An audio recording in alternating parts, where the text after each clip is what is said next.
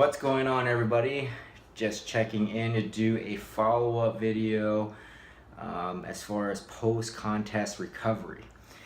Now, going through a contest prep, everybody does it differently, but I've been doing long approaches. So the last one was my longest. It was 36 weeks, started back in September, ended it second week of May. So that's a long stint, 36 weeks of dieting, and I definitely had to dig deep beyond the depths of hell to get to where I got to. But honestly, it was the best I've ever looked. You know, there is definitely, I know I pushed my body, to an extreme. I lost over 55 pounds. I lost almost 8 inches off of my waist, and I weighed in at the smallest, the smallest weight I've ever been at since competing. I was at 136 pounds when I did a weigh-in for E-Cup. But the thing is when you're going through that type of extreme where you're not just trying to look good on a beach or anything like that, you're trying to get contest prep ready, so your physique definitely looks different from just being beach body, especially if you're doing bodybuilding or classic physique or whatever it is. But yeah, it's totally different. So I knew going into my prep that I had to, I'm going to have to dig deep. My body is not meant to be at 193.5 pounds. And, so I knew that I was going to have a longer prep. I knew I was going to have to dig a little deeper as I got closer and closer to where I needed to be for my physique. So, but I also want to get my labs done. So this is the first time I ever did it, because we understand that naturally things just start going to crap. Like, your testosterone, your T3, your T4, your hormones get thrown off track because your body is taking out of its normal happy place, and then you're just like going to the extreme other side of, why are you doing this? This isn't your norm. This is so far beyond what your norm is. So I wanted to see what the numbers look like, and I stated this in my first couple videos that I just didn't feel good, like post show, I felt terrible. But after getting the labs done, like a couple days before contest prep ended, I wanted to see, like, okay, 36 weeks of dieting, getting to this point of body fat, what are the good, the bad, and the ugly? So in my first video, I went over testosterone was like extremely low. It wasn't even on the chart as far as like the lower end of normal. It was like far beyond that. T3, T4 were on the lower ends of normal. All these things, even like the estrogen, men, we still need estrogen. Even that was like off the charts. And IGF was not even on the charts of normal, not even on the lower end. So I got to see the bad and the ugly, and it made sense why I wasn't feeling that great. But I think at that point, during like contest prep, you're so tunnel vision and so focused. So I actually didn't feel that bad. But then like after the show was done and I started eating food and there was no show in mind, and boom, like that's when everything just started like even getting a little bit more like you could feel like the effect of having a prep like that. And so finally got to see my primary care physician, for the first time ever. And he looked at my labs that I initially got, and he's like, okay, we're going to test some other things. We're going to retest some other things just because I want to make sure. Now that you're done with your prep, let's see if there's any changes. Let's see if that was like a one-off. I'm like, Doc, I don't think it's a one-off, but we can at least see if they're improving at this point, hopefully. So, all the other labs looked okay. Liver and kidney enzymes were elevated, increased above the normal. So those are still on the elevated side. When he retested those, just those regular labs. But my LDLs on the first test, while I was still in prep, said it was like 236 or something, and that's like crazy high. It's never been above 120 when I've ever gotten tested, even through a prep.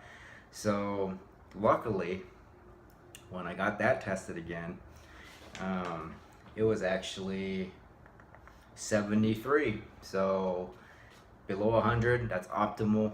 So very good. Glucose, so although I'm eating a lot more food, even some things that, you know, like the simple sugars and the desserts and all that good stuff, my glucose is actually really good.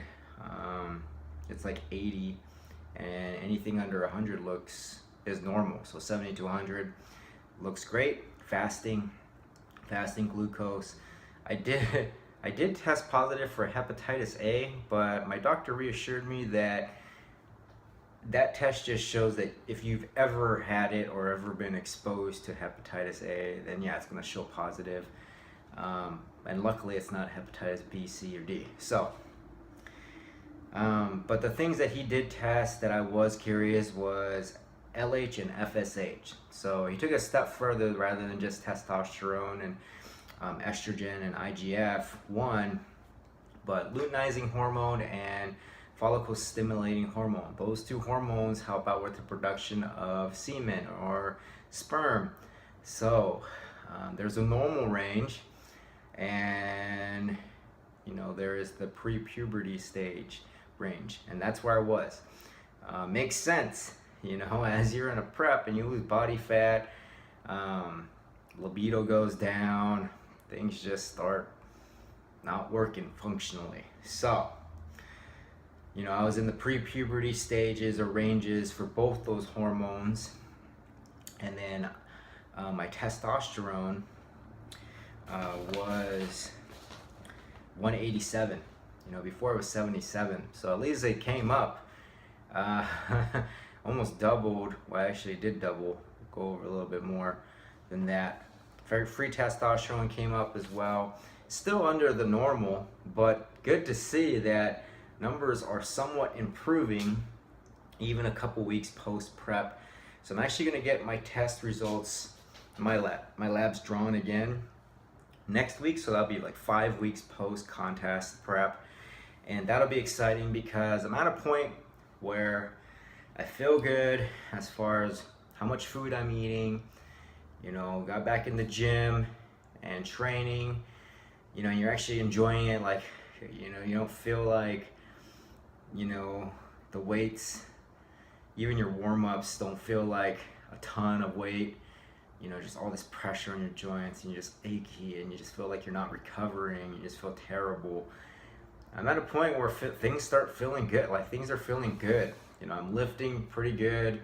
You know, I'm trying to stay away from using my Inzer belt and you know, my straps and my, you know, all these things that aid in progression, of course, but just really trying to enjoy it and take things day by day and get to a point where I am as strong, if not stronger, than I was at 193.5 pounds. My goal, eventually when I start weighing myself again, I don't know when that'll be, but is to probably be around that like 160, 165 pounds, and you know, so about 20, 25 pounds above stage weight, and just be healthy. I mean, that's the goal. Number one is to focus on health. And so what I've done is really been focusing on the food thing, and really not, yeah, I have like set macros that I want to try and hit, but I'm not tracking everything at this point. Like, now you have to kind of understand, like, I was big into tracking. Like, I've been tracking food for the past 3.5, 4 years, like religiously. I weigh things out, I bring my scale with me, no matter where I'd go. Like, it's almost like not obnoxious. Like, it wasn't even like I'm in prep all the time. It's just that became so obsessed with numbers, and it just becomes unhealthy at that point. Like, so when people say like, oh, you know, flexible dieting, you know, if it fits your macros, a lot more healthier approach. Yeah, it is, but you can also get trapped or put yourself in a position where it becomes unhealthy, you know, and become so obsessed about it. So I got to that point, you know, I'd be like tracking everything, tracking my food, weighing myself all the time. Even when I was doing keto, I was checking blood glucose, checking blood ketones, like, and that crap's expensive too to check. So I scrapped all of that. Not saying that I'm just like eating just for the sake of eating. I'm eating when I need to, when my body, trying to listen a little bit more. And since I've been tracking for so long, I have an idea where my food is at. Like, I don't need to bring out the scale and count for every little gram, but I have a good understanding where I'm at. I have high days and I have low days, and it just depends on what my activity level looks like and really what my functional activity looks like.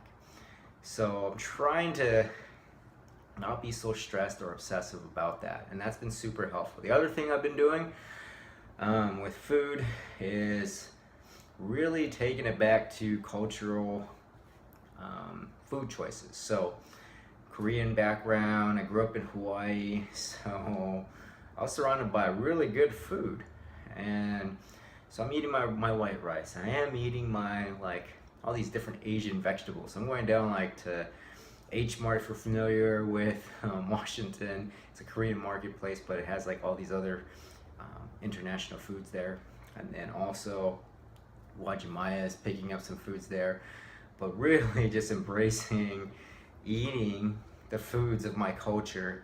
And you know, that's been super enjoying, you know, and I'm enjoying that like quite a bit, and I almost feel like I'm healthier that way versus just eating strictly, you know, the foods that are keto friendly, or the foods that, you know, that worked within my macros just because it fit within my macros during a prep. I'm going to be using foods that I grew up eating. My body's used to eating, and it's happy eating it.